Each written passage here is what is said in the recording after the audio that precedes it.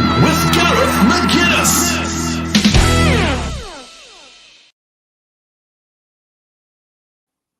We're back on the podcast, mates. I was going to start with a Champions League draw, but I've just seen some big breaking news coming out of Liverpool, so I'm going to get your immediate reaction.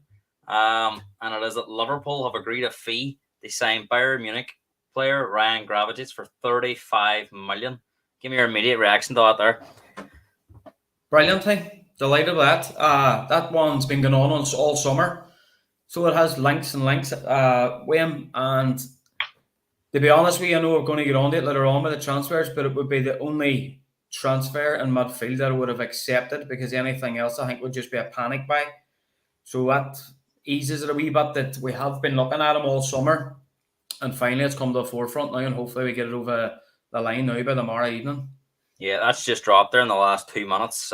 David Ornstein and Fabrizio Romano saying roughly about 40 million euros. So probably in this market, it's a good deal. Now, as I said, I had the transfer business lined up in about 15 minutes time, but just as that dropped, I thought we'd get started on it. But I suppose we'll tie these two in because they're quite similar. It seems that all these deals are kind of like a domino effect. All signs point to Bayern Munich being close to agreeing a fee to sign Palinha.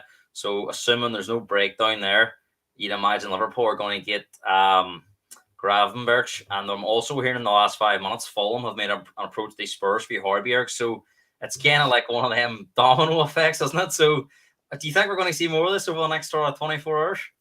I think it's just everybody glued to Sky Sports now until 11 o'clock tomorrow night. It's crazy. Once one is given the red light, or the green light, sorry, it just seemed to be a wee bit of a domino effect. Obviously, Gravenberch wasn't coming to us unless they could get their hands, and now, they're looking now to get Højbjerg and probably stopper Man United's attempts there, which is good to hear, I think Spurs is one of them clubs that are hoping all our teams do business. They shove some of their players, and we'll come on to some of them our transfer stories in about 15 minutes time. I've got a wee comment coming on here. Owen, Liverpool fan, saying here we go. He's excited about Gravenberch. And we'll come back to Liverpool. Just want to get stuck onto this Champions League draw reaction that just come out there in the last hour or so. I think I started watching it at 4:30 and it never started at 5:30, so I was losing all day love. But there's some tasty ties, and we'll go through each group in particular, and then we'll get your predictions, meets of the two teams you think might qualify. But before we get into it, you probably have a rough idea of the English teams and Celtic who they're up against. What do you think of the draw? A lot of people saying it's one of the best group stage draws of recent years. I suppose they had to go out with a bang because the new format changes next year. They had to go out with a bang. It makes you look as if it's set up, doesn't it? The only thing, the Newcastle's an unbelievable group. Newcastle, it's brilliant to see, and I know, we've predicted that they mightn't do too well in the league this year because of their Champions League, but that's going to take it out of them. They are massive, massive games, home and away. Just the three of the biggest ties you could absolutely hope for is amazing. Man City, just they're already through. It's as simple as that. Won every single game, they're through. Arsenal have a couple of tricky ties to see in Sky Sports. They think it's an easy draw. Sevilla away, There's no easy away games in Europe. No, it's insane. With Lens and Sevilla, it's very, very. That's tough away. I watched PSV last night actually against Rangers. Now I know it's Rangers, but they took Rangers to the cleaners. Interestingly, the fella played on the right hand side, Bakayoko. It could be going to Brentford, so that might weaken them a wee bit. But he looked quite rapid. Mates, we'll go through each groups individually. And I want you to give me your sort of analysis. And you're not going to know every single team because there's going to be some sort of Eastern European teams you might be that familiar with, but just who you might think will go through. So Group A was Bayern Munich, Man United, Copenhagen, and Galatasaray. I think the stars was going to align that Bayern Munich were going to get Arsenal or United, one or the other. Because of Harry Kane, you just had a feeling they were going to draw an English team, and it was United in the end. So Harry Kane will play at Old Trafford this season. Now, when this group started, I thought, one more team on this and United could be in trouble. But I think in a way, it's probably one of them groups that both teams will be happy with. You'd expect both teams, they beat Copenhagen and Galatasaray, and then it'll be a straight shootout for top spots. Is that how you see it? And I'm not just because I'm a Liverpool fan. I just think Bayern beat United home and away. and then I think United do the business with the other two ties, both home and away. I don't think like Bayern, as you say now, like with Palinha, and they're only getting stronger. And at the end of the day, they've got Harry Kane up front, who's got off to an absolute flyer. And regardless if it's a Bundesliga or not, he's proved in the Premier League what he can do, and he's only going to go and do it in Europe too, I believe, anyway. So I know I do think United have a comfortable enough passage through. I genuinely do believe it, but I just can't see them beating Bayern home or away. Obviously, the fixtures start on Saturday, come out on Saturday. But do you think, in a way, that United could be under pressure there if, say, their first game was against Bayern Munich and they lose that, say, at home? Say the first game's at Old Trafford and Bayern Munich take them to the cleaners, and then you can't see them beating them away. Do you think that puts massive pressure on the second game? Then, if they really draw there, all of a sudden, do you think it's really important for United that they get a Copenhagen or a Galatasaray start? Well, I know I would be. I know what you're saying. Like, try and get points on the board before they come demons. But like Bayern are making a lot of signings, so I would rather be getting there. No, I would be thinking a bit of an unsettled team, and I know they have got it off. They've got off to a decent start, a good start, like in the league. But I would be thinking if I was Man United, we get these at home. You could do something with an unsettled team because they obviously don't know what their lineup's going to be. They're still looking to bring in maybe 2 players over the course of the next 24 hours. So, no, I think you're looking at it, United's going to like Copenhagen or nothing, and Galatasaray's just maybe a tricky away tie, you could say, going out there. But no, I think you're beaten maybe straight away and then move on. Or else, it could go the other way where you're playing an unsettled side, and maybe script a point at home. It all depending, obviously, on how the draw goes now and what way they play each other. But no, I just think United looking at that will say, look, if we get anything home or away against them, it's a bonus, and we'll just do our business in the other 2 games. So you think it's very much Bayern Munich first and United second. Group B, as you spoke about a few minutes ago, the pundits seem to be favouring Arsenal in this group, but Sevilla, European experts, they give Man City a very tough game in that Super Cup final, had to go to penalties. PSV, who we sort of spoke about there, were very impressive against Rangers last night and do have European experience. Interestingly, Arsenal played PSV in the Europa League group stage last year. Arsenal won the first game at home, PSV won the second game away. So that kind of shows you that that'll be no easy tie. And then Lens are quite new to the Champions League, but they're an upcoming French team. So I think that the thing for Arsenal here, there's not a lot of travel involved. Spain, France, and Holland. I'm sure their fans will be looking forward to a few away days.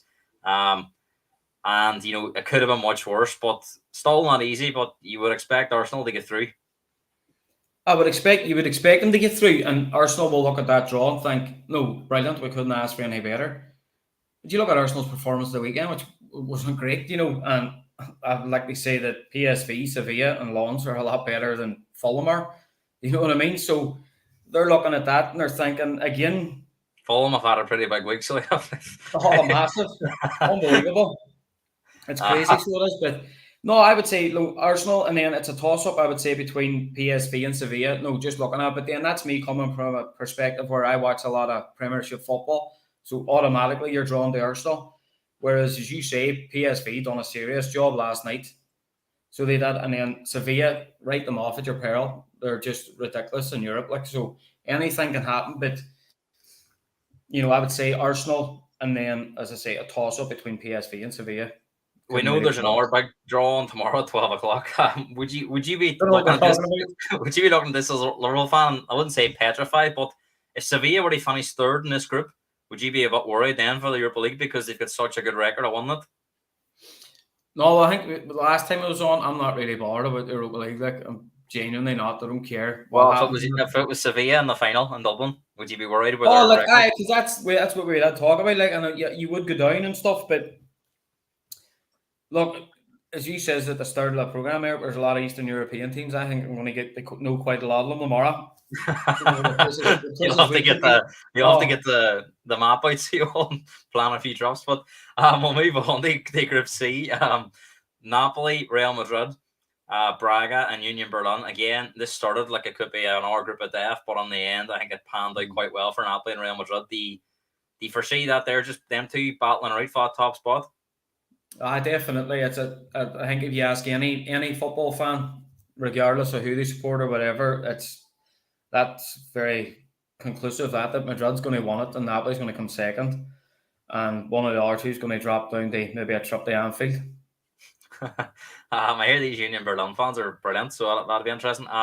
Group D, Benfica, Inter Milan, Salzburg, Real Sociedad. Not easy because it's hard. You wouldn't say there's a lot between. Obviously, you'd think Benfica, Inter Milan, but you wouldn't say that there's a heavy favourite too in that group. You'd imagine points will be tucking off each other, and it could be one of them down to the last days, and you just don't know how it's going to go. That's one of the tight ones. It's not really like you look at it. Like I would probably say favour more Benfica. They top that group. We maybe enter second. The other two teams on their day they could probably give you any team a game, but you just don't see them going over a full group stage. Pulling out results. Do you think Inter Milan will struggle to match what they did last year in the Champions League? Oh, definitely. Definitely. They've lost a couple of boys to Saudi Arabia too, haven't they? So a few players out here. Another interesting thing we were looking at today was Celtic. Now they've had rotten luck in recent years in the Champions League. This looks more favourable now. It's not easy, but they've had. I think before they've had Real Madrid's and Barcelona's, and sometimes having PSG and one of them two teams where they've basically been playing for third place now. Athletic Madrid aren't the power they were a few years ago.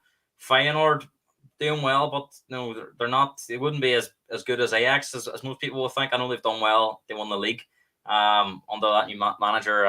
Spurs was looking at Lazio again, middle of the road Italian team. So as much as Celtic have really struggled in recent years in the Champions League, do you think this gives them half a chance of getting out? I genuinely think they can. I think them 3 home games especially are very winnable. And I think if you won your 3 home games, you're going to go through. Lazio have got off to a shocker. Athletic Madrid won 7 the other day, but that's beside the point. And then, as you say, like Feyenoord, like the champions from last year. But no, if I was, and they signed Nat Phillips too today, so they're going to be strong at the back. It's a 6-month loan in the summer. Aye. I can't think of team. Now there's actually another player that's going for a 6-month loan today, but I've never really heard of that before today. So what's your gut here? Can the Celtic get out? Aye, Celtic get out. Well, you'd have to put your head on. Like I'll go Atletico and Celtic. Do you think Celtic will be disappointed if they don't at least finish third and get into the Europa League? Do you think they'll be gutted if they don't get at least third? Oh, big time. Now there's if they won the league now in Scotland, you're guaranteed a Champions League group stage. So it's not about trying to get the group stages through a qualification round. It's now about getting out of the groups, for Celtic. And they have to look at that. As you say, it's been the Barcelonas, the Real Madrids. It's been the massive clubs in Europe coming to Parkhead. Where now that it's like Brendan Rodgers will be rubbing his hands thinking, this is a way for him to get back with the Celtic fans, if you know what I mean. 100%. We spoke about this Group F before we started going it, and we were looking at the sort of build-up date. Now, I mean, as soon as the M3 teams come out, I had a feeling Newcastle's going to get landed with. I just had an inkling, but it looks awful. But I kind of think Newcastle, I know you were saying about the league form, and I do agree. I think the league form could suffer because of this, but I think equally PSG, Dortmund, and Milan would have been feeling the same. We don't want to get Newcastle out of pot 4. So, I really would struggle to call this. I think Newcastle, if they can, really make St. James's Park a fortress, they've every chance of getting out of this group. Aye, and even listening to, when the draw was being made, listening to the pundits, they did think the same. That it's not impossible, because there's no superpower in there. PSG have lost Messi and Neymar. Mbappe has future still up on the air. New managers coming on, so they're not going to be a settled team. Dortmund, as we've seen, have lost Bellingham. They're going to struggle to repeat what they did last year. AC Milan have lost Tonali to Newcastle. And Newcastle are on the up. So I don't think it's impossible to get out of the group. I think the one thing that may happen is if they do, it might take a lot out of their league campaign. But I'll tell you what, Newcastle would have that now. If they would take mid-table this year if they got in the Champions League after Christmas. Oh, definitely. I agree with everything he just says. Absolutely everything. I do think that there's going to be some sort of story written with them. That they are going to, these games, I'll not be watching any other games when these games, I'll be watching the Newcastle games. It's everybody's going to be drawn to. Forget about who United and who else got. As a neutral, we're all going to be looking at, let's watch a Newcastle game rather than watching the United or Bayern game, depending on what games are drawn at the same time. But no, as you say, they're not what they were. Dortmund are a selling club. Any good player they had last year is now gone. Milan aren't the strength that they used to be, and especially not in Italian football. And then PSG is going through a phase where I think there's a lot of unrest in the camp, especially with the whole Mbappe situation. He won't play and he won't play and he won't play. And they're, teammates, wouldn't like that kind of thing. So, and they're on for a rude awakening when they go to St. James's Park on a Tuesday or Wednesday night, and the place is absolutely rocking. So it will be really, really interesting. But what two teams are getting out? What two teams do you think will get out? PSG and Newcastle. I agree. I think PSG and Newcastle. Group G. No, I mean if you just scored Joe Cole as a Man City fan picking this out because I have never seen such a weak Champions League group. Man City, Leipzig. You know what my Leipzig are like. They probably get second in this group and they get knocked out after that. Red Star Belgrade, who I remember Spurs playing, and we beat them 5-0 and 4-0 home and away a couple of years ago. And Young Boys, who again usually Europa League team or Conference League team, and they're on the Champions League this time. Not much more to say other than Man City should just completely walk through this, shouldn't they? That's over. It's just write your first and seconds. Now it's done. City and Leipzig all the way, and Man City not dropping any points at all in the group stage. Does this draw, especially with Newcastle, the teams that are playing, United are going to have Bayern Munich in there, or she said Arsenal with a few tricky trips. Does this just strengthen Man City's chance of winning the Premier League now that they've got, they could play a second string in most of these games here? I think 100% they can go out and they can play whoever they want. Look, it's an easy day's work. It's an easy 90 minutes, honestly, God, against them. And there's nobody's going to disagree with that. Everybody looks out and they go, well, that's City through straight away, no questions. And everybody takes their eyes off the group and focuses somewhere else. It's genuinely that easy for them. And it's crazy, like when you see the teams. But honestly, regardless of who Man City got, I do believe it would have been an easy group for them anyway, just because they're that good. Yeah. Final group was Barcelona, Porto, Shakhtar, and Royal Antwerp. Again, Barcelona still going through a rebuild, but you imagine them to top that group, and then it'll be a scrap between, you imagine, Porto and Shakhtar for that second spot. Aye, well, Antwerp, they only get through in the last. The Toby they're making their Champions League debut. Belgium team. Aye, they won the league. Alderweireld scored, didn't he, Toby? In the 94th minute or something. So, Barca, 100%. And you can see signs. You see signs of them getting better. You know what I mean? You definitely can see signs. And they've offloaded a couple of boys as well, but they've bought in. So I think it's pretty straightforward enough. I would go Barca and Porto for the second spot. Now the draw's done, who do you fancy to win it? Obviously a lot of football to be playing, but who's your favourites? Man City, girl. Man City. If anyone's going to stop Man City, who do you think it'll be? Bayern. I think Bayern, because of what they're doing, and look, they've replaced the goals up front that Lewandowski got them, and Kane's a superstar in my eyes, regardless of who he plays for. So I just think that they're going to be, and it's nice to. I've been interested to see what way it all falls. Do you think if Man City and Bayern Munich avoid each other, they play in the final? Oh, 100%. I genuinely can't see. As you say, Madrid's always there and thereabouts to write them off at their own peril, but they don't have to knock us out this year. So, I don't know, but no, I would genuinely go for, if the draw works out the way everybody would hope, everybody would sit here now looking at it. If you're not a Man United or Arsenal fan, you're probably sitting saying, it'd be great to see a Bayern Man City final. That would be the big one, And it's a year off for Liverpool. They'll be a bag in it next year for definite. I know we're going to talk about our predictions at the start of the season. I do think I says we've won the league, as far as I remember. I'm not asking you that much shit. I'm just saying you expect Liverpool to be in that draw next year. Oh, definitely. Especially a decent start under our belt too. So definitely. It's going to be a funny one next year because the draw will be different next year. Third place doesn't get the Europa League either. It's actually done in a league format next year. So it'll be 36 teams. And it doesn't really matter what pot you're on. There will be pots, but you'll play 2 teams from every pot, no matter what pot you're on. So Liverpool would play 2 teams from pot 1, 2, 3, and 4. You'd have 4 home games, 4 away games. Top 8 go straight through. 9th to 24th play each other in a playoff. With the teams ranked 9th to 16th be at home against 17th to 24th away. And they would play that one-legged playoff. So the teams that finish 9th, 10th, 11th would be at home. So again, it favours, you can imagine, the stronger teams. Again, they make the latter stages. But that'll be interesting next year. Mates, we've got about, 26, 27 hours left in this transfer window. It's been the most money spent by English clubs ever. We still have a day to go. Chelsea, probably the biggest story, obviously being the biggest spender. People probably didn't expect them to do what they did last year. Their spendings went over 1 billion once they complete the signing of Palmer. Give me your overall reaction to not so much the players that have went, but just the actual madness of it. We've seen the Saudis come in, which we'll talk about. Do you think have they had a massive party play and so much activity happening?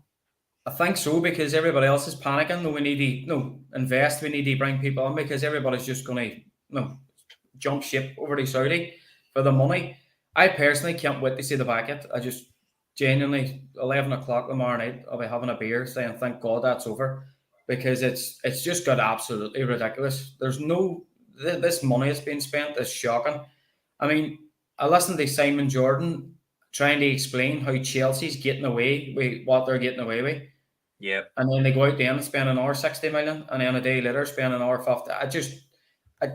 It's baffling, but it's obviously, I think it's going to come back and bite these teams, the longer it goes on. I think basically what they're doing is, and they're selling all the players in their academy as well, because they're balancing them out as 100% profit. So it's just allowing them, and then the players they bring in are being spread out over 8 or 9 years on contracts.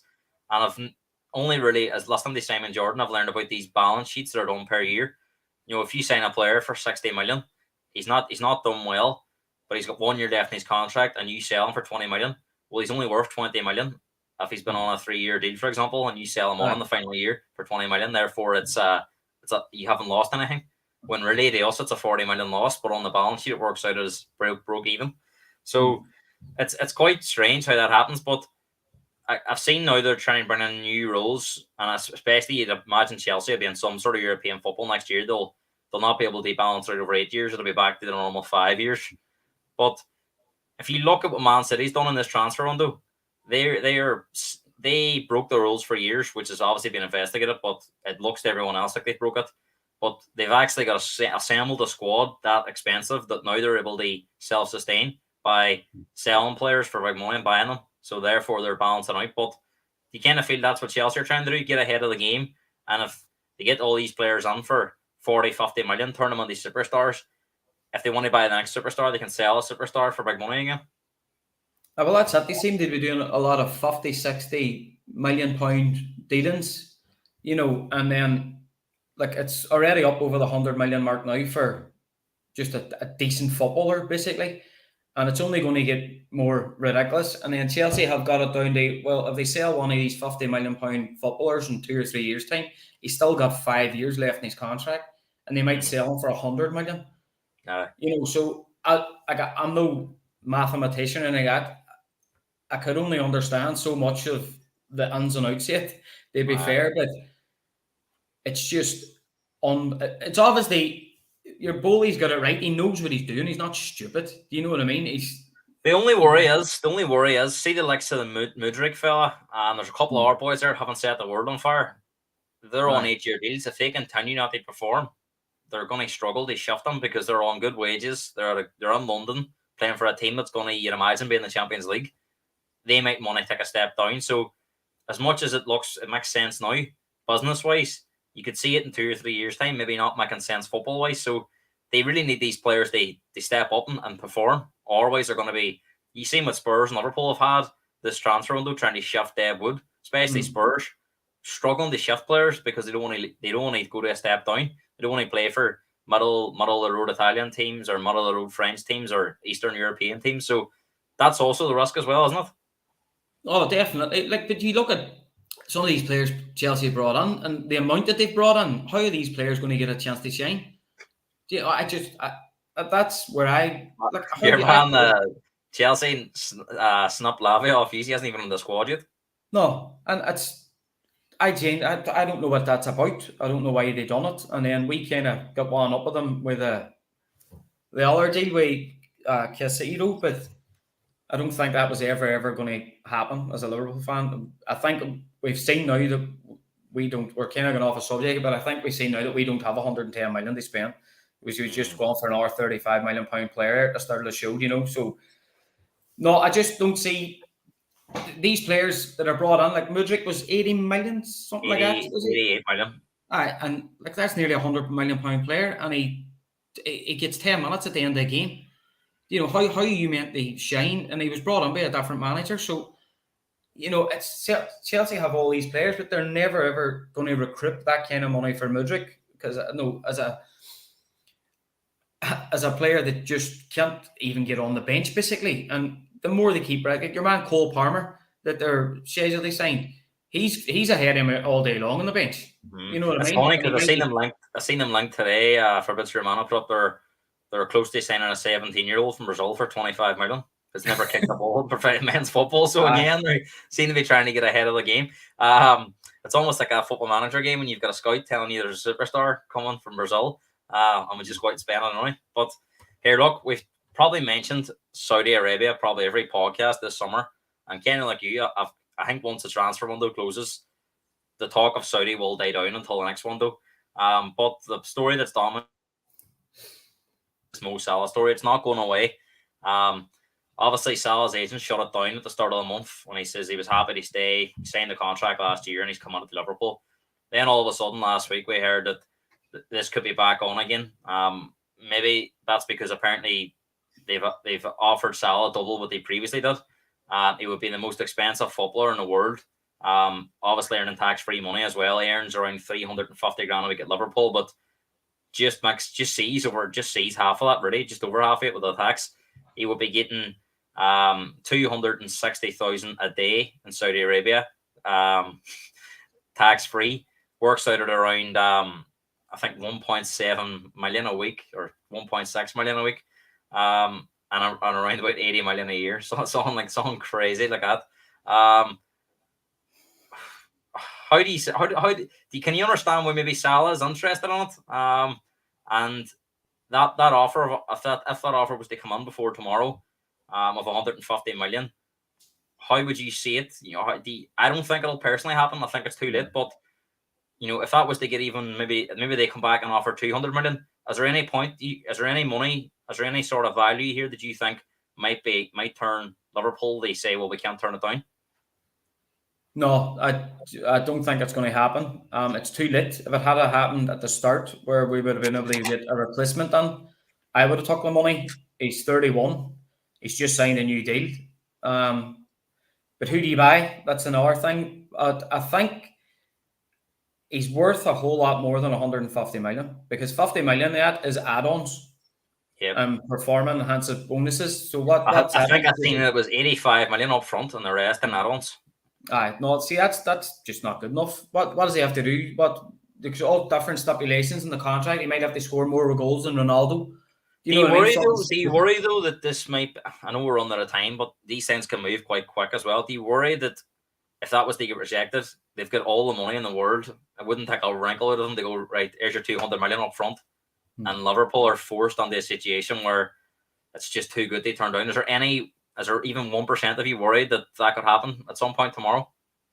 No, none. I would be confident we'll go get Salah me back at the back of my top the night of tomorrow. And there's also that I know we're saying tomorrow, but there's also the fact that they can still buy Salah after tomorrow. I know Liverpool wouldn't be able to replace him, but I've also seen that Liverpool have a lot of attacking talent as well, so it might not necessarily, because even if it was to get done now, it would leave him in a very difficult situation to replace him in only with so much time left. But if this talk keeps happening on the next week and the week after, I think it's the 20th of September, this window closes, which really isn't fair because they're attacking the European. You could see this happening over the next few weeks where they might just say, do you know what? These teams mightn't be able to get replacing some, but we'll just throw in extra money and they only have to hold out to January. and it could create an even more crazy January market because teams might have money to spend. But no, not one part of you, if you've seen 200 million bid on the table, you think Liverpool will still turn it down? No, I do. I think that the only thing that's going to happen is they may say there may be a chance where no, come back next summer or come back in January, give us time. They look for a replacement, or a deal could be verbally done tomorrow, tonight, whatever, saying between the club and the player saying, look, we'll let you go, but give us 3-4 months now just to try and get a replacement organised and bring somebody in January, and you play for us right up until December. That could possibly happen, but I would more see. I think they'll still be interested this time next year. At the end of the season, I think that would suit. It probably doesn't suit the Saudi Arabian team because they want to be playing the Club World Cup. But it would suit Liverpool more next year because he only have a year left on his contract. It will be 32, and we've seen this summer, even with a year left, you can still get money for players like Declan Rice went for 105, Harry Kane 100. I mean, if you get offered 100 million next summer for Salah, and it was even done towards the end of the season, you'd be happy enough because he's a player that was bought for 30 million. He's been one of Liverpool's greatest ever players, and if you get 100 million from him next summer, that's probably the right time to move him on. Oh, definitely. Just as you alluded there, even the Harry Kane situation, you're getting 100 million the last year of your contract. You have to take it, and he is at that age where you can't see him getting any better. His probably best days are behind him. His last 3 or 4 seasons with us, he's been electric, and I just can't see him producing, the same kind even this season. I just don't think he's going to produce it. But looking at it, if you get rid of him, there is somebody there in the starting lineup like that can replace him. There is options at Liverpool, especially in them areas up front. So it wouldn't be a massive loss. It would be a massive loss now, Gareth, going into the season with a decent start behind our belts and looking to push, in my eyes, for the title. But a verbal agreement could be done in the next 24 hours. And as you say, this is going to linger on for another couple of weeks because their window's not shut. So I do not think it's going to happen.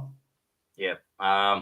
Be interesting. I think as well, I think they could offer you all the money in the world. And I just can't see how Liverpool can sell this close to the window or even after the window shuts here. It would be crazy. And I don't think the fans would forgive them. Even if it was 200 million, I don't think they would understand it. We looked at this story at the start. We'll go through these stories again for anyone joining in. Bayern close to reaching an agreement with Fulham for Palinha. Now, this is a player that was linked with Liverpool. I thought he was brilliant against Arsenal on Saturday. He got the equaliser, but his overall game is very good. Do you think that this just shows you that the European teams have a massive advantage going to English teams? Because Liverpool were quoted 80 million for Palinha. It looks like he could be going to Germany for 60 million. We've seen Kane. Spurs were looking to sell Kane for anything. They wanted like 120, 125 million. They go to United, but they were happy to go to Bayern for slightly less. So because I'm sure if he was available for 60 million, Liverpool would have had him on because he was a player they were linked with. So do you think Bayern have stolen a march on some of the teams in England? And if they come out of this window with Palinha, who's been one of the best defensive midfielders in the league last season, and Harry Kane, he speaks for himself, they've done fantastic business to get them to for 160 million. Aye, as you're saying there, like the money's in the Premier League out of all the leagues in Europe. That's where the money is, and every team has it. No, obviously because of the TV rights and stuff. But you have to look at that. If they're not going to go to any other Premier League team, there's not many teams outside of England that you're going to go to. As you said, who wants to go a step down to a mid-European team? The likes of Bayern Munich or the Madrids and the Barcelonas. But almost like you think it's the clubs in England are sort of accepting lower fees off teams in Europe. Just they sort of, he can come back and he's not going to hurt Fulham now. If they sell him, they say a London rival, not like a team that's fighting for points, but just like a London derby. Like if he was to be sold to Arsenal, for example, or even sold to Liverpool, and Liverpool play Fulham at least twice this season, and say he scores and fans, whereas he's out of the way. See for less, we'll settle for a bit less just to get him out of the league, and he'll kind of fade out of. Fulham fans aren't going to be, we should never have sold him kind of thing, because they won't really see him that often. So do you think it's just one of them ones where it's a 1-1? They've got good money in, and he's not going to hurt us. He's out of the way.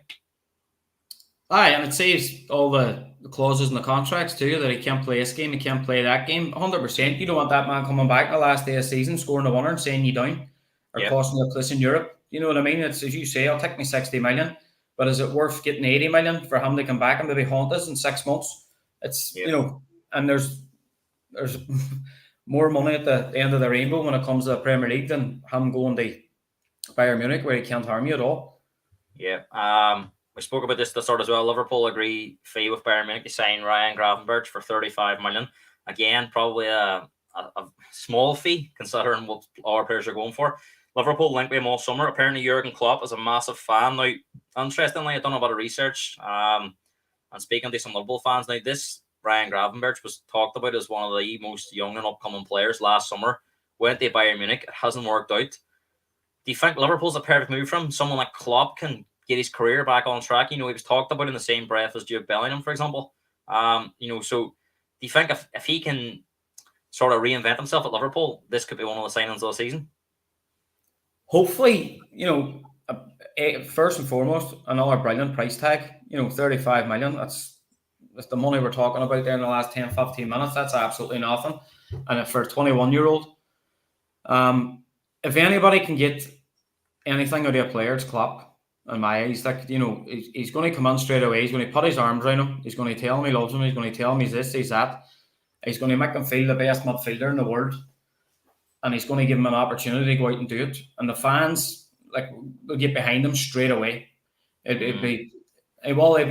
Hopefully, if he stays injury free in that, and then it's just, where he puts him on. Obviously, Endo's going to be taking a back seat now, maybe, and it'll be Gravenberch and McAllister and Szoboszlai in the middle. That's how it's looking. But he's not going to come on straight away. He's done it with Fabinho too. He brought him in, and brought him in. We spells, and then he events the end, give him a proper run the team. So you could be just seeing bits and pieces of him for the first month or two, and then he might let him go after that. But it'll be interesting to see what way he works with him. News dropping all the time. Just checking here. I've just seen that. You off tomorrow? You off tomorrow? You working? Are you taking deadline day off or? No, I'm working, but I'm only working. Gravenberch due in the Liverpool tomorrow morning for a medical, so Liverpool fans will be excited to see him coming on the news. Start calling you Jarvey. That's it. Vanny O'Connor will be outside. I feel sorry for that reporter. He's always doing Liverpool on deadline day. He's usually delivering bad news, but I think tomorrow his luck might change. Gravenberch looks like he's going to be on his way to Liverpool. I think Liverpool fans will be praying that Palinha's deal to Bayern Munich goes through because I think it all hinges on that. And as we says, Fulham as well, they're not going to let Palinha go unless they can get somebody in. And it looks like they've turned their attention to Højbjerg, who Spurs have been trying to, I wouldn't say push him out compared to some of the other players they've been trying to get rid of, but they've made it pretty clear that if an offer come in this summer, he will be allowed to leave. Being linked with Athletic Madrid, it was also linked with Man United. Bit of a step down in Fulham. It'll be interesting to see if he fancies that move, but I think he will be a good replacement for Fulham. No, he's a similar type of player. I think Fulham, if they can get him, it would be a great move. But how do you think Højbjerg will feel about this? It'll be a hard one to take. He was ever present in Spurs for the last few seasons, and it just shows you when a new manager comes in, and if you're not wanted, you're out the door. I would rather be playing for Fulham than sitting on the bench at Spurs. You don't get any younger, Gareth, and you just want to play games. And he's got the qualifiers of Euros coming up too, so he needs to be playing football. I agree. And the fact that Spurs ain't in Europe this year, there's a lack of games. Basuma, unless Basuma gets injured, he's not going to play. Really, it's substitute. And then you're out of the cup.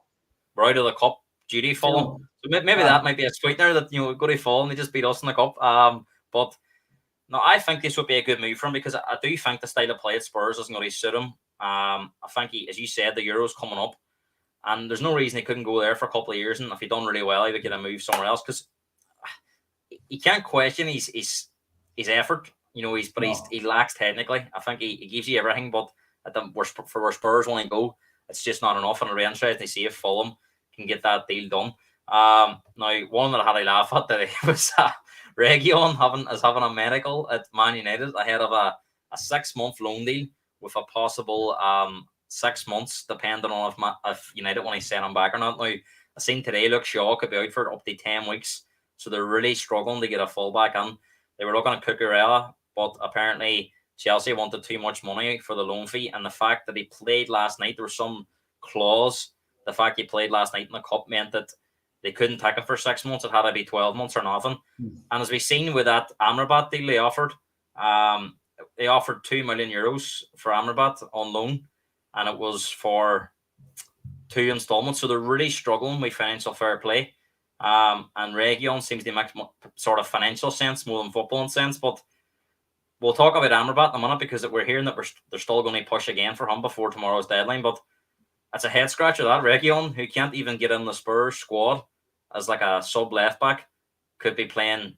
He could be playing this weekend for United if they can get the deal done by 12 o'clock tomorrow, because they have an emergency crisis at left back. So how do you think United fans will feel about Region coming on? If I was a United fan, and again, not because I'm a Liverpool fan, they must be going off their heads. It's absolutely ridiculous. It's just an absolute shambles. A player that can't, they done it that way at Veghorst boy too. Couldn't get a game for Burnley, but they signed him. They played for him. It's an absolute laughing stock, regardless of it's. 2 wee seconds they put the light on here because my hour light's just died. An electric bulb. Just in case people think my electric went or something. I'm sitting in the dark. No, I get back there. If I was a United fan, and they must be really, really frustrated, especially with the transfer one. But if you buy in somebody who can't play for a Premier League rival, you can't get on their team, and you're going to bring them in, it's just a joke. That's the club of size of Man United, the biggest football club in the world. This is what we're talking about here. And the way they're going about doing business, they've been linked with this Amrabat boy for I don't know how long. Yeah. Just go and get him if you want them. It's apparently they're having issues with financial fair play, because they could be punished if they get it wrong. And they were hoping to get McTominay out, and they've not been able to shift him, and it looks like he is going to stay. They've offered Fiorentina 2 million euros over 2 installments. They try and get, and they said no chance. They want some sort of obligation. And I think again, United are reluctant because they're not sure on Amrabat. Again, it just shows you that, you know, it sounds like the transfer recruitment, somebody what Liverpool have had this year, it's not on the right place, and they've really struggled to get players on. They've probably overpaid for the striker Højlund. People were saying they ended up paying 72 million for him. I think way more than what they expected to pay. They were hoping to get Mount for 30 or 40 million, ended up paying 60 million for him. So I think that where they've been, it's sort of hindered them that they've went over the budget for certain players, and now it's affecting them. But it looks nailed on that Region's going to be coming on. And for any United fans watching, I have to say, he's going to have nightmares, because this lad cannot defend. He cannot defend, especially in a back four. He's going to really struggle, I think. And it'll be interesting to see if they can get him on before 12 o'clock tomorrow. He was having his medical this evening, so I would imagine they can get that deal done. He could well be in the starting team or on the bench for the Arsenal game at the weekend, which we'll talk about. But really strange one. I would have thought there was better options out there. You spoke about this lad earlier on. Meets Cole Palmer. Chelsea agreed 45 million deal with Man City for him. I'm very surprised at this, because this lad looks really, really good. But I think Man City are under pressure again. They have to be seen to be selling, they buy. And again, this is one of them ones where if you've seen with Chelsea selling all their youth, again, this goes on the books as 100% profit. And they've made a kill in this window with players moving. And players they've had selling clauses for, like the likes of Lavia, as well, and a couple of others. So, do you think this could be one of the better deals Chelsea have done this summer? I like this wee man here. I think he's brilliant. He's got everything. I'm really, really shocked when I seen it that he was going. And I know, and in a way too, you have to say fair play to Guardiola. You know, he's not going to hold him back. You know, the young fella's ready to be starting every single week, starting in Europe and whatever. And Guardiola's going, well, we get the right money, we'll let him go, which is fair enough. But they're only strengthening Chelsea again. This is what we were talking about earlier on. This young fella could come back and bite Chelsea. Or there's a bit of arrogance at Man City where they don't really see. They sold the Arsenal the last year. They don't really see anyone as a rival. They still kind of think, well, we can sell him, we'll still be better. Do you think there's a wee bit of arrogance there? Oh, definitely. But that's because they're that good, and they can go out and spend whatever they want to spend on a player. You know, it doesn't really matter. They do They have believe a, it is. they have agreed a deal. They signed Mateus Nunes from Wolves for 53 million. So again, you can see balancing act. Yeah. They bought him, they're selling Palmer. And again, these two kind of broke at the same time. Once they'd agreed a deal for Nunes, they'd agreed a deal for Palmer. So again, I was looking at once these two deals are confirmed, City have spent a net of like 48 million this window. So they've spent like 200 odd and got 170 back. So again, somebody last year where they've balanced the books. And again, all them years where they were able to, I know they are being investigated for, but whether it's proven or not, it just shows you they've had a plan. If they do escape it without any serious penalties, I'm not sure how they can be stopped, because they're just going to keep. They've got so much value in their squad. They're just going to keep selling and then buying the next best thing. It's going to be very difficult for the other teams to catch up. But it's for however they got there, it is. You have to say they're one of the best run clubs in the country. Oh, definitely, and like you have to agree with that. You only go and look at what they've won and how they've done it. You know, in the style of football they play in the pitch. They let the manager do whatever he wants. He has full control in that team. There's no outside interference. And then again, like with that deal there with the Nunes one, is he's coming on for De Bruyne, and that's already looking like a replacement in the future, because De Bruyne is very injury prone. He has been the last couple of seasons. And Guardiola probably thinks that he is going to miss a lot of games this year. And he's 30, he's 32 now as well. But he hasn't witted like Liverpool. What did they get? No, Fabinho went and Henderson went, and then it was panic by who we're going to get. He's seen it now straight away and went, right, we're going to fix it now. So again, the way he runs a team and the way that the club is run in general, because I do believe they might face a financial sanction when all this happens, but as pundits have said, it could be years before anything happens. So it'll be interesting to see, but I think that there's loopholes there that they'll get through. And as you say now, this whole balance in the books, which seems to be what a lot of clubs are doing. Nothing's happening until one thing's done first. So it'll be interesting to see, but you have to say, with everything that they've won and the players that they bring in and the football that they play, like they are run to perfection, like you could say almost. Interestingly, there's a story that's been sort of brewing for the last 2 weeks with Man City. If they were to get a centre midfielder in, Calvin Phillips could be allowed to leave on loan. Now, he's been heavily linked with Liverpool. Now, Gravenberch is more of a number 8.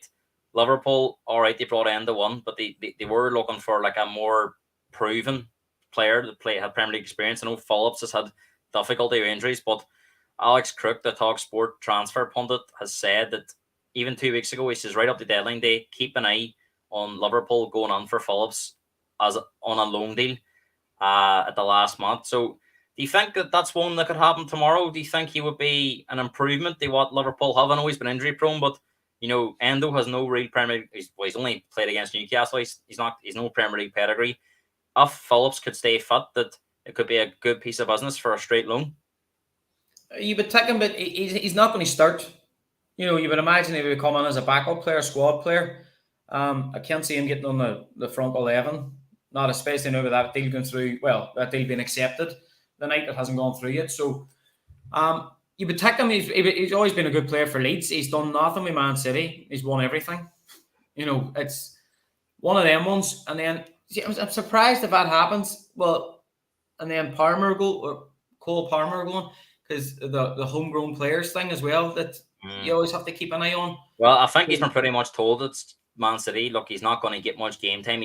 He was in the England squad today, but it's going to be very difficult for him to maintain that place if he doesn't play all season, really. He's not had a lot of football in the last 2 years with injury. Even if he Maguire gets on. Maguire gets on, but I think Maguire's more. I know he's a Southgate favourite, but Phillips has a lot more competition there. As much as I think Maguire is fortunate, I don't think they're blessed with centre halves. I think their midfield's pretty good, so it will be a struggle for Phillips to get into the team. So, do you know what? Someone just tells me this is when they watch tomorrow. Calvin Phillips, Liverpool on a loan deal. Just because Liverpool, they still need a 6 for me. I think Gravenberch is more of an 8. And you know, they don't really have any cover, and especially when Phillips going today. If someone was telling me Endo's played centre back, so if he was able to, if he had to go in there for a couple of games, they would be quite short. You know, because Europa League's going to, as much as it's like you'd imagine they're not going to play too many good sides in it this side of Christmas, but still games if they play, and they're not going to want to be dipping into their first team, their first 11.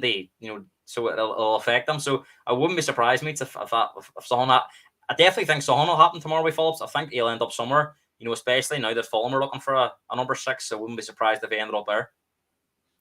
No, I agree with you, and I think it's a no-brainer. He was coming as a loan and as a backup player. As you say, there's going to be a lot of games this year with a cup, and again, as you said, Euros next year. These players only go there and they need to play football, so it'll be interesting to see. But I would take him as a backup player, but I wouldn't be out singing and dancing in the street like. Spurs are as usual involved right up to the end of the transfer window. They're looking for Brennan Johnson again. There's issues with evaluation, and I've also heard that should Højbjerg leave, they would look to replace him with Conor Gallagher. And again, Chelsea would be pretty happy to sell because he's an RUF player. And again, they're talking 40 to 50 million. That goes straight and has 100% profit, so it would help Chelsea. Give me your thoughts on them two. Now, again, we're hearing that they buy them two would cost somewhere in the region of 90 to 100 million pound. For me, I'm not convinced on either of them. But I suppose the fans want them. You have to back them. Brennan Johnson seems to be their top target. I think Johnson isn't going to hinge on anyone leaving, but Gallagher very much hinges on getting in Dembele's wages off the books. A couple of teams interested in him on loan. Højbjerg leaving as well. So, what do you think?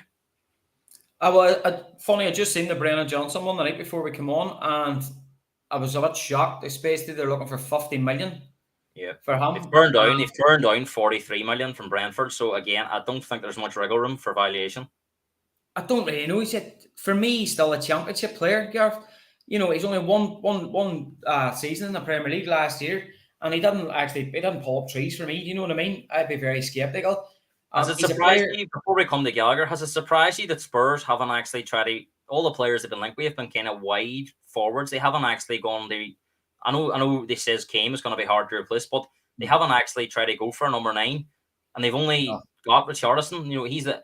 Son can play there as well, but he's not a natural number 9. So they've only really got Richarlison. Are you surprised they haven't looked at all our strikers? Yes and no. Who replaces Harry Kane? It's like he's probably the best in the world as a number 9. There's nobody. Who do you go and buy? It's very, very difficult for Spurs. I think they replace him. Richarlison's not the answer in my eyes. I think they might have one eye on Ivan Toney in January. Obviously, he can't play, and that might be something they might look at. But I think if he had been available, they might have went for him. But again, they're going to have to pay back money for him. Brentford aren't going to sell him on the cheap still.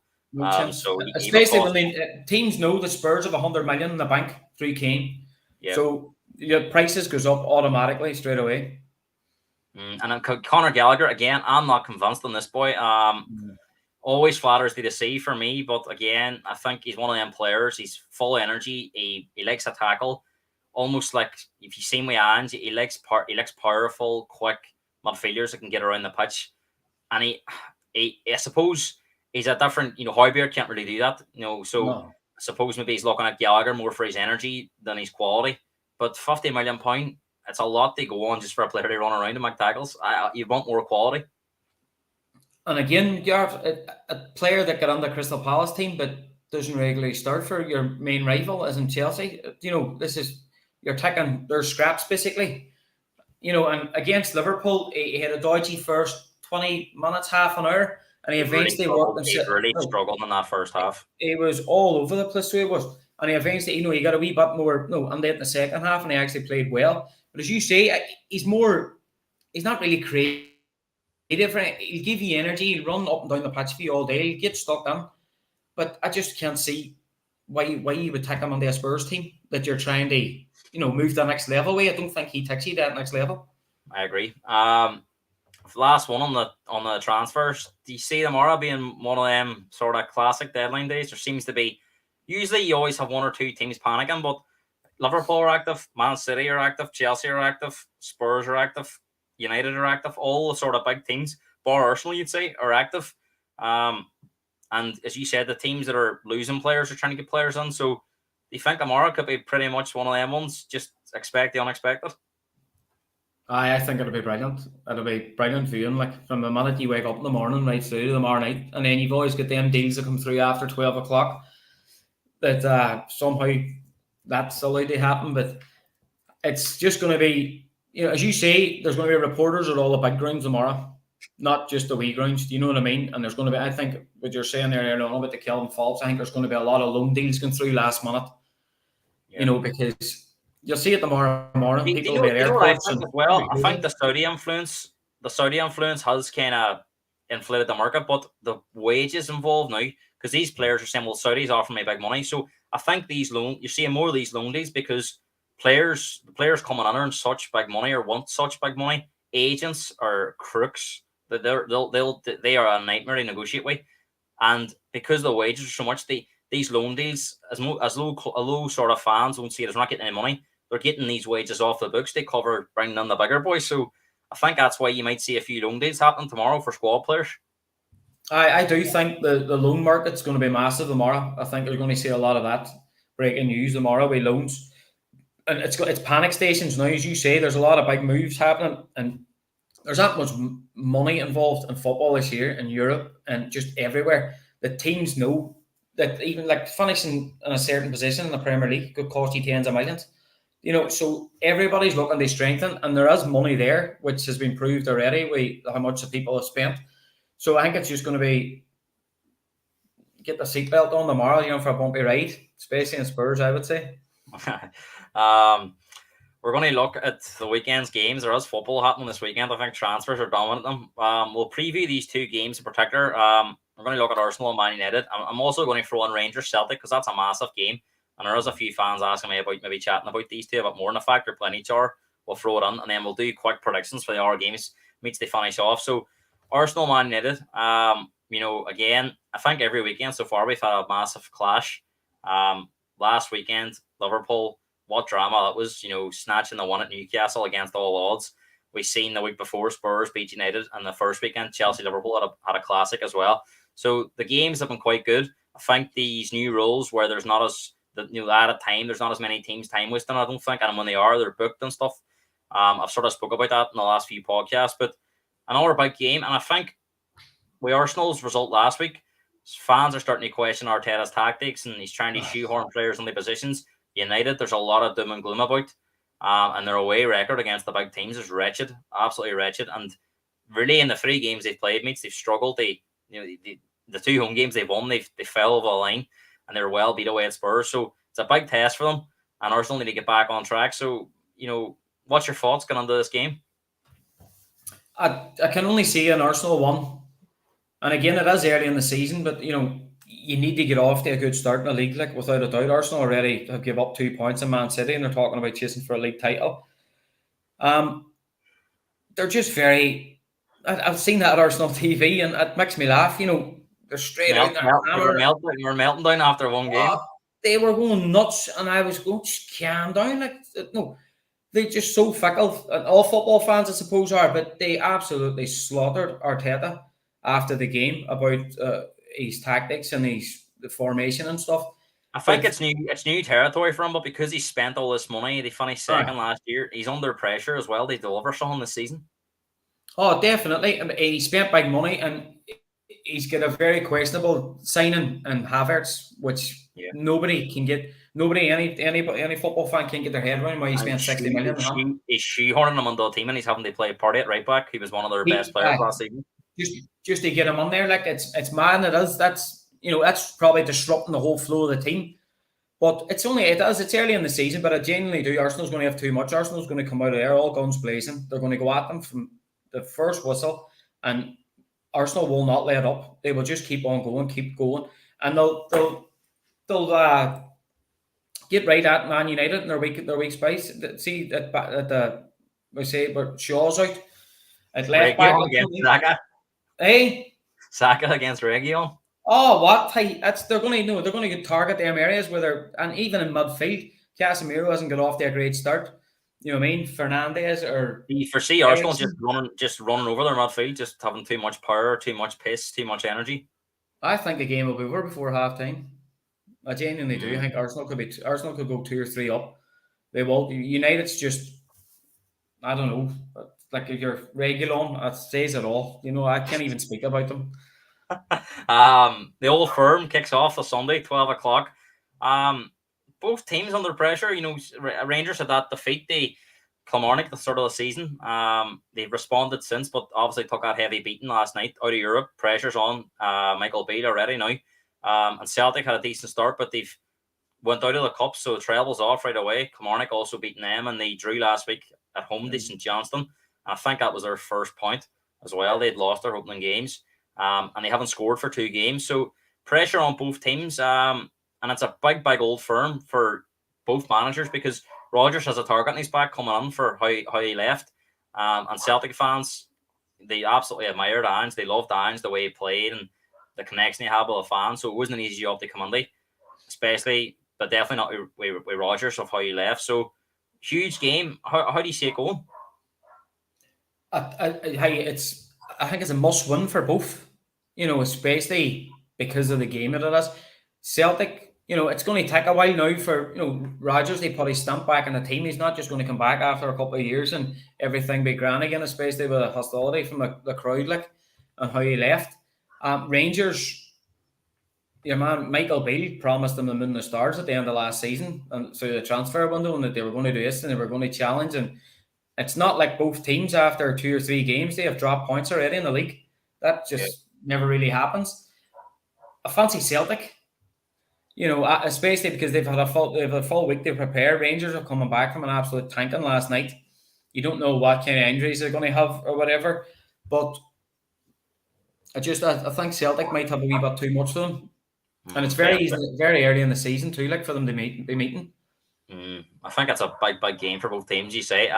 We'll get into the weekend predictions. Just going to ask you for score predictions in these games. We'll give them a quick preview and then we'll give a score prediction to finish up. Friday night football. I'm not sure how many people will be watching this because deadline day is going to be coming to its end. Luton, but there will be intrigue because Luton at home, their first home game against West Ham. This is a season definer for Luton. Really, they have to get off to a good start at home. West Ham kind of seen last week against Brighton. They're happy to sit off and let teams have the ball. Seen it against Chelsea too. And when Antonio's on form, he's an absolute handful, as we've seen at the start of the season. So it's hard to call this game. How do you see it going? Well, I think it's easy to call. I can't see Luton doing anything. I thought West Ham were outstanding last week against Brighton. Really, really good. Looked good, strong, all areas of the pitch. As you say, Antonio he tortured the back four. He runs down the line and he's just an animal. And I just think they're far too much. As you say, Luton will come out and go at them, in front of the cameras and in front of the home crowd. But no, West Ham 3-0.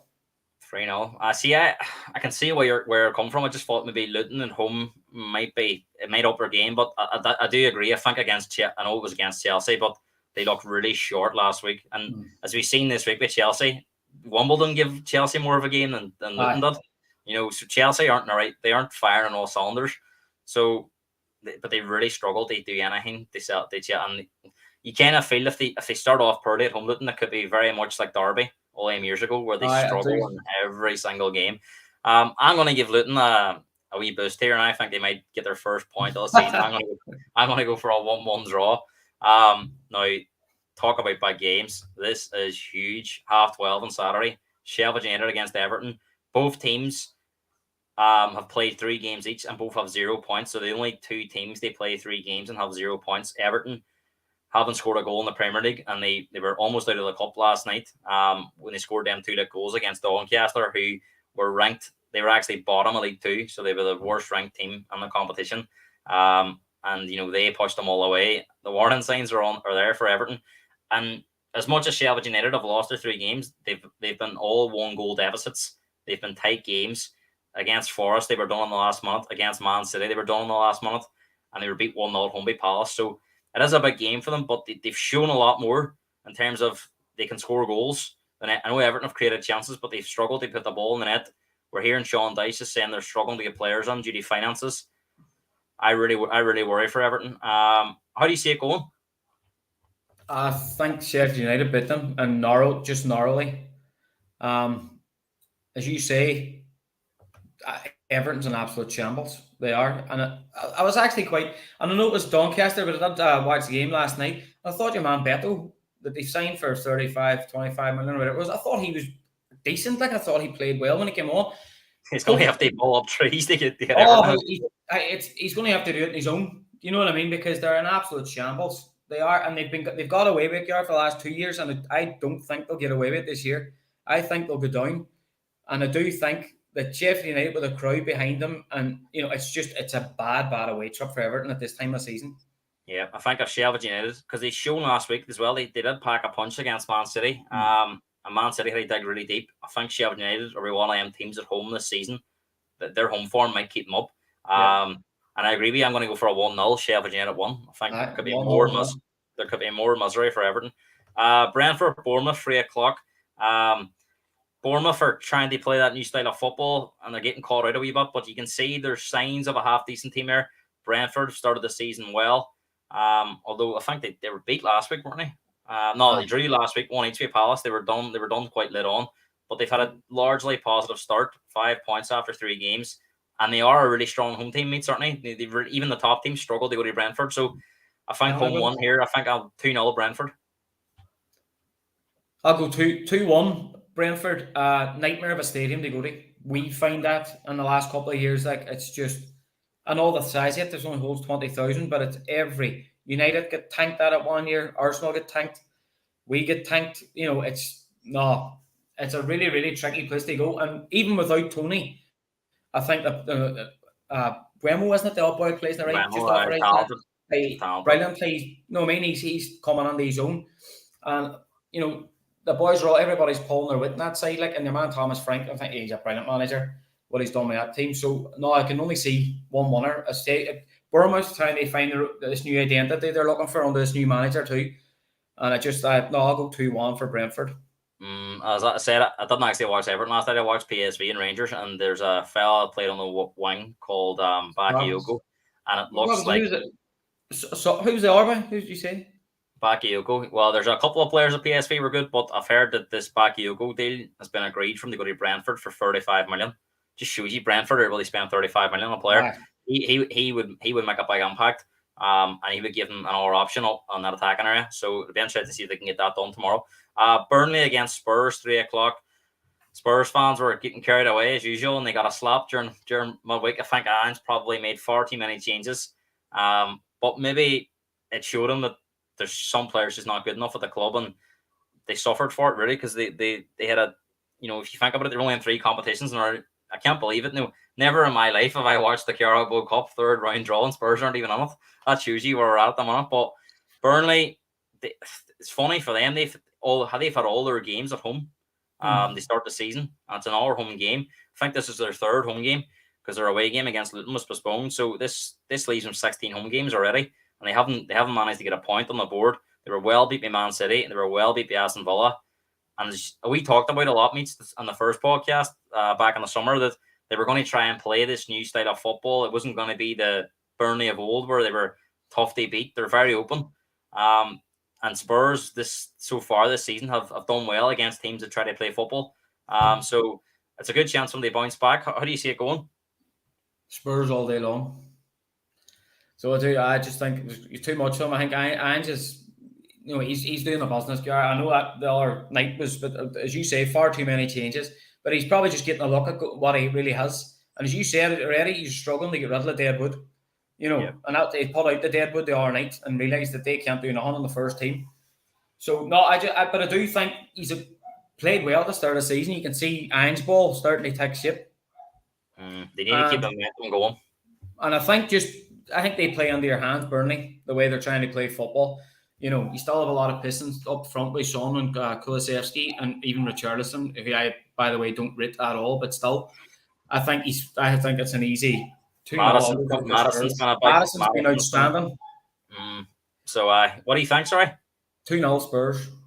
I think the same. I think 2-0 Spurs as well. I think they bounce back. Chelsea, Nottingham Forest. Now, Chelsea have really struggled.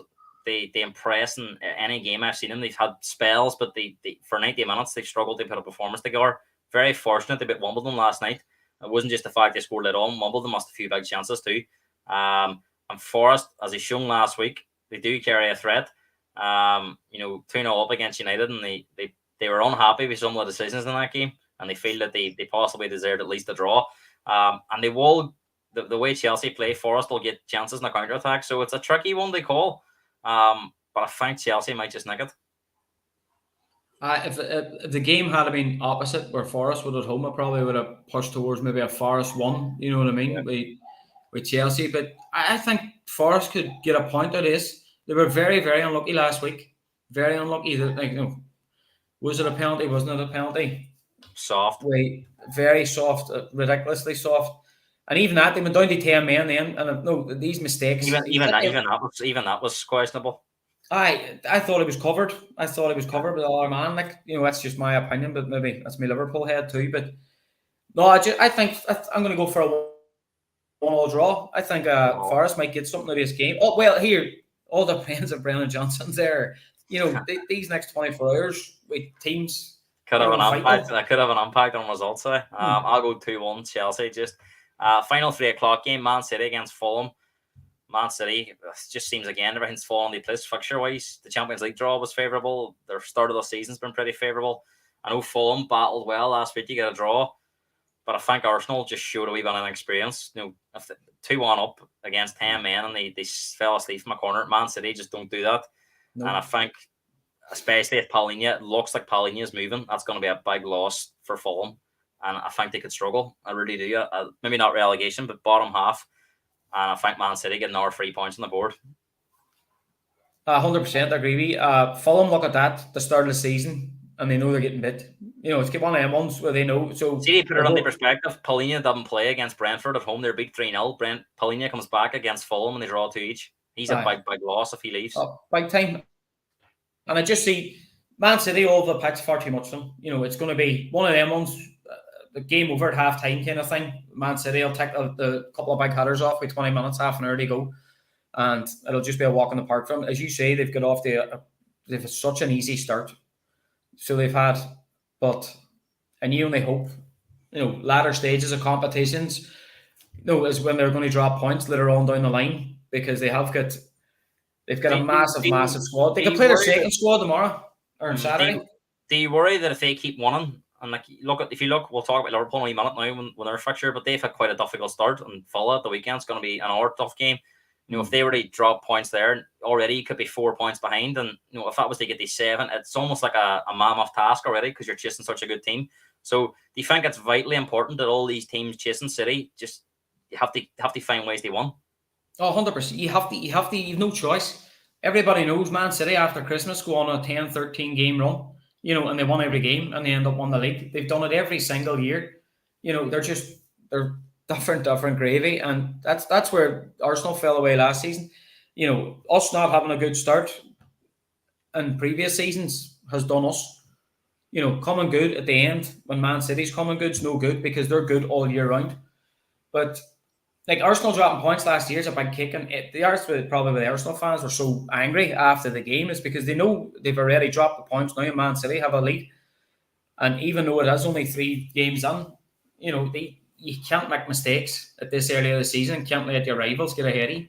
Yeah. You fancy City here, don't you? I'm going to go 3-0. 4-0. I'll go 4. 5:30 looks like a really tasty affair.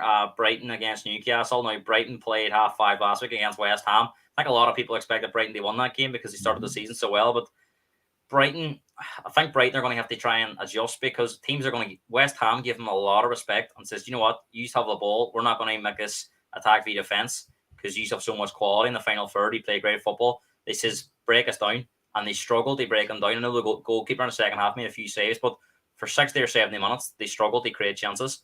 And Newcastle last week, I think, again, they a wee bit of an experience. I think, 10 men, they thought the game was over, but Liverpool had quality, and Liverpool showed how much of a squad depth they have in that attacking area, bringing a player like Nunes off the bench to change the game. So both these teams learned lessons last week, and I think it sets this game up perfectly. It does, and probably more Brighton's favour because they're at home with a chance to bounce back. Rather with Newcastle, it's such a difficult place to go, but Newcastle has 2 defeats in a row now, so already they're playing major catch up if they want to even get on the Champions League spots next year. But I think it's going to be a cracker. I really, really do. The 2 teams only know how to play one way, and I just think it's going to be an absolute belter. Newcastle, I think in the first 2 games, they've found out a wee bit, as you say, lack of experience. When you're down against 10 men, you should be killing the game and you should definitely not be conceding. You know what I mean? Like the pressure should be on the team that's down to 10. But as you says again, strength and depth up front and bringing on certain players can hurt them. But Brighton, Ansu Fati, they signed him as well. I mean, what a signing! Unbelievable. Talk of Spurs being in there, but Brighton have come in and got him.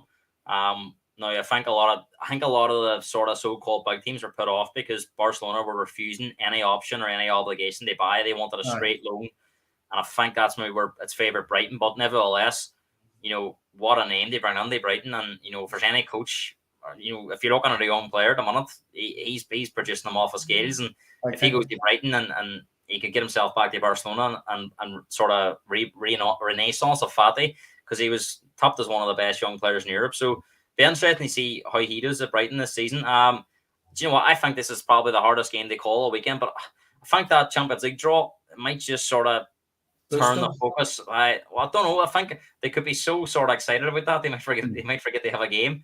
I think it might favour Brighton a wee bit. I'm going to kick it off. I'll go for a 2-1 Brighton 1. 2-2. 2-2.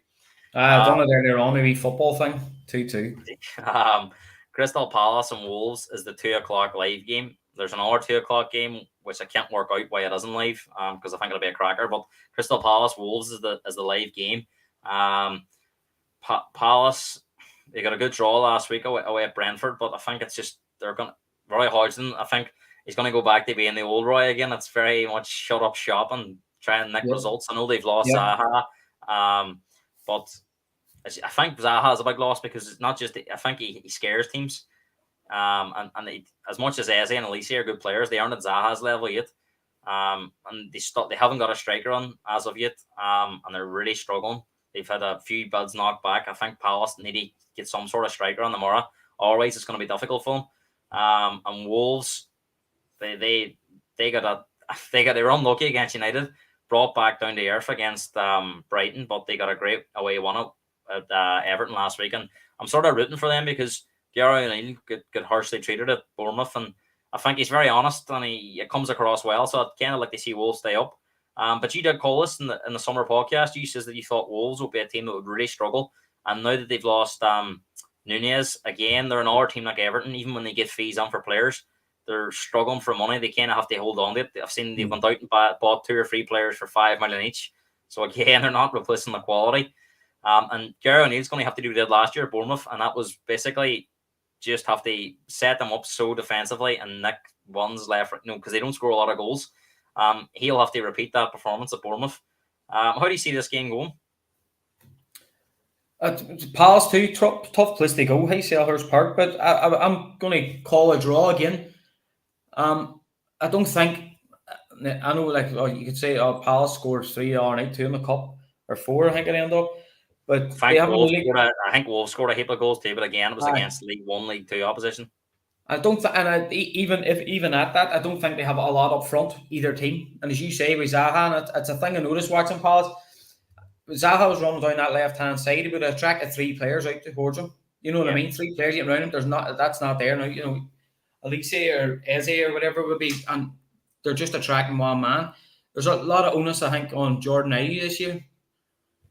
He's been doing a lot of work, so he has running the channels. I think that's the best way to say it. I think every game Palace runs is going to be hard work. I think it's. It's just watching the highlights of the games and stuff. You just see them having to work so much harder. And even Wolves, they get battered all over the pitch. They chase a lot of football. But I just know it's like even Wolves getting. Let's get 0-0. Let's get 0-0 written all over it. I'm going to go 1-1. I'm going to go 1-1. 1-1. I'm going to go 0-0. I'll be trying to find a legal way to watch Villa and Liverpool. Fire stick all day. If you got one of them, Liverpool take on Villa. What a Sunday it is! Celtic, Rangers, Celtic, Liverpool, Villa, and then Arsenal United. Liverpool, Villa. Now, funny enough, this was a game last year that Villa basically put 2 buses at Anfield. I think you were at this game, weren't you? They ended any hopes of top 4. And then I think Villa sometimes they either go all out or they sit back, because you seen them against Newcastle. They try to take Newcastle on and get ripped apart. So I think that might persuade them to sort of sit back a wee bit against Liverpool, because they'll have seen what Liverpool did last week as well away at Newcastle. Newcastle played a high line when they did 10 men, and Nunes took full advantage. So I think if Villa are going to do anything, they'll probably watching how they did last year in this game. Big game. Liverpool have had a tough start, but I tell you what, if they come out of here with 10 points out of 12, having played Chelsea away, Newcastle away, and Liverpool and Villa at home, and only played Bournemouth too, but if they were to get 10 points out of that, you couldn't ask for much more. How do you see it going? As you said there, I was there last season. Liverpool probably had the toughest start of anyone, I would say. I thought that when the fixtures first came out, definitely thought that, especially with the Newcastle, the regeneration of Newcastle and stuff, them coming up, and Chelsea, mixed bag, you don't really know what they're getting. Villa and qualified on the Europe this year, and playing really well under Emery. And then Bournemouth. Diaby looks a real quality player. Like he looks a quality, and even your man, he's kind of. I always like him, Douglas Luiz. He's starting to play. I've seen him in a couple of matches, and he's really impressed me too. But they've got Watkins as well up front. Man, torture all day long, running around. Hey, the back four. He was all over the back four. He just doesn't stop working. But Klopp's got a big decision to make with Nunes. Do you think Nunes will come under the team? See, you had to hear me last week, lad. Whenever he scored, I love him. I absolutely love him. He's like a new signing this year. He is. Yep. I see if he gets. This boy is a superstar. I'm telling you, he definitely is. And I know he missed chance after chance after chance, but he had 3 chances last week and he buried 2 of them straight away. The first goal was as good as a finish you're going to see all season. I just think he's. Just what he sees, see if he plays. I think he's a hang on him waiting to go off. Oh, big time! I see if he's given there, and Klopp will play it right. I do believe he will play him right, and I just think this boy is going to be. I'm just so excited by him. I can't speak highly enough of him. It's just his will. See, last year watching him, he missed, but he kept on going. He kept on going, kept wanting the ball, kept trying. And see, once that clicks for a striker, you know yourself, like once that clicks and everything in falls into place. And I genuinely believe that that's going to happen this year. I've no doubt. And I would start him. I think he deserves it. After what he done at the weekend, he definitely deserves to start. But he needs to play the 90. Do you think he will start? No. No. How do you see the game? How do you see the game going? If we go behind, because it was there last year and I seen it with my own 2 eyes, they took a 1-0 lead again and they just stopped everything. They just stopped. 2 banks of 4, man. It was an absolute nightmare. We just could not play through them at all. I think the new rules. I think if that game had played last year under these new rules, you would have been playing till Sunday, because I mean the much time wasted they did was incredible. I think there might have been like 10 minutes added on, and that was before these new rules. So that might have been on. Every tackle they were down. They should have been down to 10 men too. So they had with a tackle on Trent, the studs in the chest. Mings was it? Tyrone Mings, aye. He's injured, isn't he? Result-wise, I think I'm going to go for a 2-1 victory. I think Liverpool will continue their good form. I think they will win this, and I think they'll win 3-1. And I think Nunes will start, and this could be the start of him at Liverpool. Last game of the weekend, Arsenal against Man United. This will take us on the international break. Again, very late in the season for these international breaks, but that's what happens the end of August every year. Big game. You've sort of said before you fancy Arsenal. Score prediction? 4-1. 4-1. I think 3-0. I think Arsenal again as well. I think they'll be out to prove a point this week. And I just think United, there's far too many question marks about how they're going to play, how they're going to set up. And, if they give Forest and Wolves and even to a certain extent Spurs the space, and Arsenal have more quality than all them teams. Yeah. So I think they will be hard to stop. We comment here, Nunes has everything to be top class. We'll finish off. We're coming up to 90 minutes, so we've got 5 minutes here. Mates, assess me Liverpool's window. If it ends up with Gravenberch, that would he's the only one sort of that's guaranteed to come on, but looks like it. So we'll not speculate on ours. But Gravenberch comes on.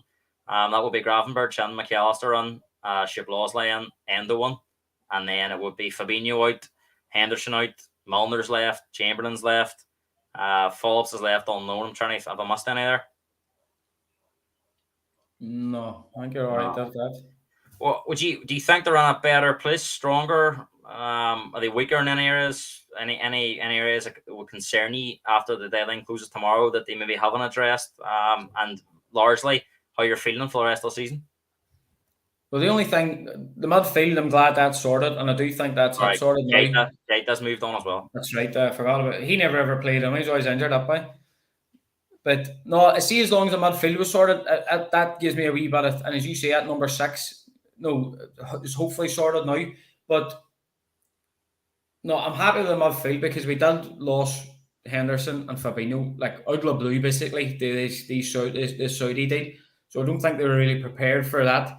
But they've come back and done some decent business. The defensive issue is still there and always will be there. The right back side with Trent is still a massive, massive issue for me, even a centre half as well. And the games already where we've conceded goals, it seems to be coming from that side where Trent's supposed to be. Against Bournemouth in the Spurs' first minute, we were opened wide up. And I think in them 3 games, if Liverpool are going to have a special season, them strikers are going to have to score some serious goals. And I think they will. I genuinely do. And it's back to it kind of reminds me back to when Rodgers was there. You score 4, we'll score 5. You know, that's the way he kind of played the football. And I do think because the back line hasn't been sorted yet, and I don't know why we haven't even been linked with anybody. No, you've been a big advocate of saying that the owners isn't really the issue. Do you stand by that? Come to the end of the window, I've heard some Liverpool fans says the owners haven't backed them enough in this market. You know, if you look at some of the money our teams have spent, and every kind of top target they went for, they didn't really get. You know, with the likes of Lavia and Caicedo went for bigger money to Chelsea. They were linked with Bellingham, of course, went to Real Madrid.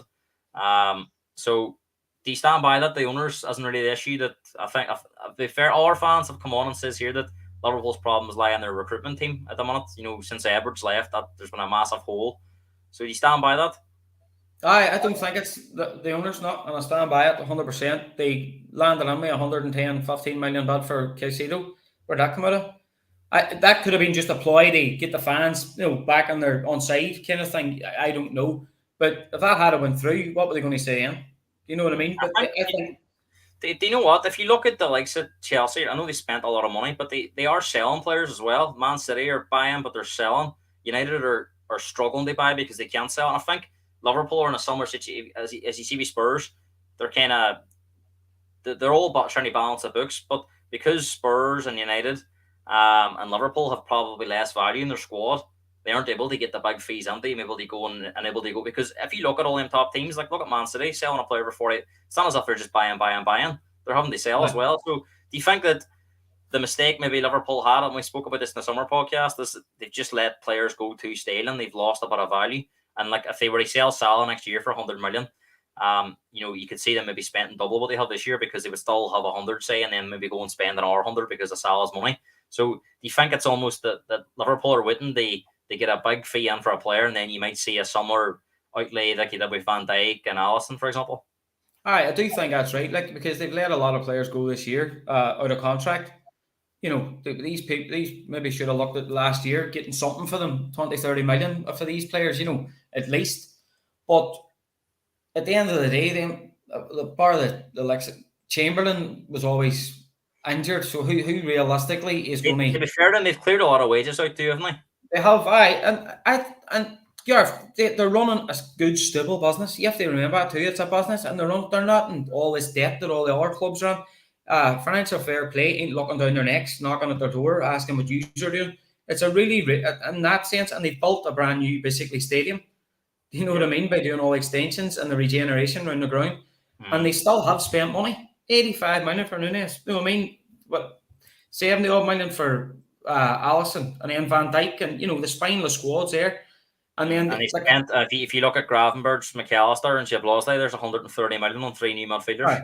Plus Endo with 16, so there's 150 million if you put Endo on. So, and then you look at it, but even Szoboszlai, who knew about him? That man's pulling up 3 since he came on. He's an absolute baller. He looks a right talent. He looks a really bright. So you sell him. I see he's sold 2 years' time. You're looking over 100 million for him. He's been playing that well. We're coming up to the 90 minutes. So, mates, one more question. he says he fancy Liverpool. They do something special this season, so we'll finish it off. Give me your top 4 in order. You've had a look at some of the teams. Most people's business is done. We will see some more tomorrow, but near enough now. All squads are settled. So how you've had a wee bit of time to think about it. Look at some of the teams. How do you see it going? Liverpool, Man City, Arsenal, and Chelsea. Mates, thanks very much. Brilliant guest as always. Great to have you on, and hopefully next time we'll get a couple more guests on tonight, but they let us down at the last minute. So you've been a great. What were you on? We're talking. We need to get a wee live one down the pig. Definitely we will. We'll definitely get something sorted. Maybe at Christmas we'll get something sorted. A wee live podcast down there. That will definitely be something the viewers will enjoy as well. Mates, enjoy your transfer deadline day tomorrow, and I'm sure I'll be chatting to you soon. All right, cheers, lad. Thank you. See you later.